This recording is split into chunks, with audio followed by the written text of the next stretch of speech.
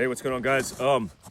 Always have the opportunity to kind of get stuff out in the airways before it actually comes out. So I got relationships with multiple companies, including Sig, where if I get the gun, I'm assessing and testing, but all of that's been done because the engineering, the OEM components, and the manufacturing is already lined out. I just like getting stuff for the first time and testing it to test and assess durability myself as a user, as an end user, and also somebody who teaches other people to use guns. I want to make sure I'm recommending the right equipment. With that being said, the new SIGs that I have, the time will tell that story. If it's durable and reliable over time, then I'm committed to it. The 320X carry, I did a video about 3 years ago that was shooting the gun out of the box. I also have done that with this gun out of the box, just filmed a YouTube video for you guys. But I wanted to demonstrate to you the benefits of the new 320 Spectre. This is the P320 Spectre by Sig, and you could already tell right out the gate what's different about this gun. What's very different is it has an OEM comped port. I'm actually going to drop the source of feed and then dump the round out of here. But look at that. So an engineering feat from the factory that's durable and reliable, according to the manufacturer, to integrate the compensation on the end of the barrel, not porting the barrel, but on the end of the barrel, maintaining the front sight on the comp while the slide reciprocates back and forth. So reducing muzzle flip, but keeping it as reliable as possible. One thing I don't like about aftermarket manufacturers is a lot of that they're testing in the market. They don't have a big budget for T&E and R&D, and often the end user will be in a situation where it's like, this is not working, and then they have to jump through hoops to fix it. So one of the things I'm gonna assess is the overall feel, shooting this target, and then having that conversation with you. That's how I like to start out the gate, because I could blow smoke up your ass, but I'm not interested in doing that. I want this to be a real engagement, non-GMO, organic, you know what I'm saying? So here we go.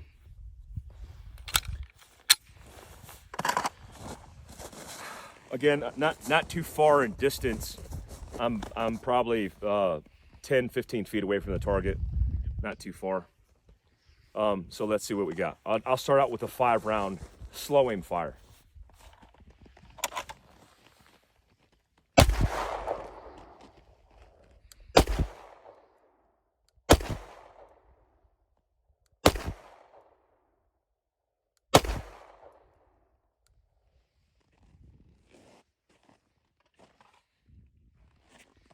So initial impressions are, it feels different.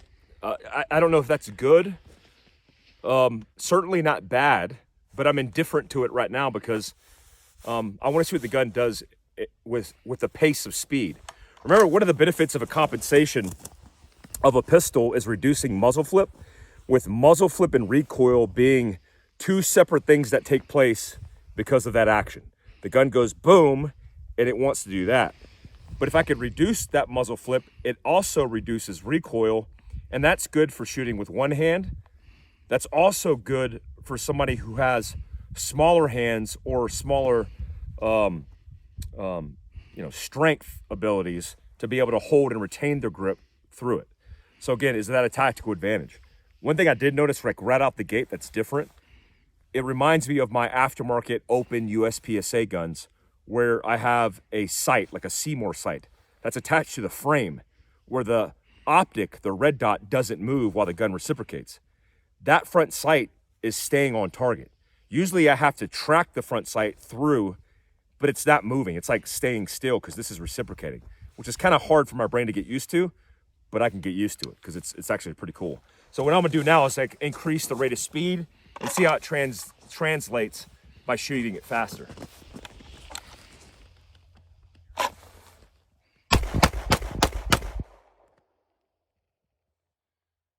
Not too bad.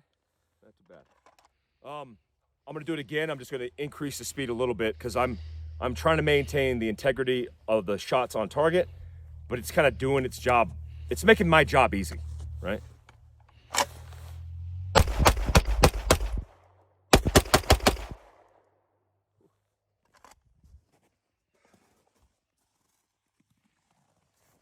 That shot string, that last shot string, which was insanely fast. Just kidding, wasn't that fast. 0.18 split, pop, pop, pop, pop, pop. 1, 2, 3, 4, 5. That, for me to hold that group without concentrating on vicing down the gun, I will tell you, damn near impossible to maintain this type of a group. This heart on our Fieldcraft targets is about 3 inches total. So when you look at that width, like I sent it, that's something that's different. I've just given you initial impressions. I'm not a scientist. I'm not case studying or doing an experiment here. I want to give you kind of the feeling behind things. I'm always going to be honest in that assessment. I'm going to shoot it a lot today with GBRS, who's in town. And I'm going to put as many rounds through this gun as possible to make sure the durability and reliability are legit. In another video that I did for YouTube, we talk about this last issue of retracting the pistol and how compensation affects that. Just a quick reminder for you guys who aren't tracking this. Compensation takes place in front of the barrel, up. So if I turn the gun sideways and retract it, by getting this slide out of the way of the material of my clothing, which would be dumb doing it this way, the compensation in the gas is going this way. So it's not a thing. I mean, the last thing I'm worried about when in a fight for my life in close proximity is gas, eating that gas in the face. I don't care. But retracting the gun, the experts will teach you to do this. I'm certainly not an expert at it, but I've been taught that, and I'm like, that's not even a thing. So initial impressions, YouTube video coming out very soon on this will be our next drop of me first pulling out of the box and shooting it. First impressions and a little bit of a test with multiple targets back and forth. It's going to be a good one, man. Fieldcraftsurvival.com. It's on the Fieldcraft Survival channel. And you can follow my personal YouTube at Mike Glover Actual and the Mike Force Podcast. Till next time. Peace out, dude.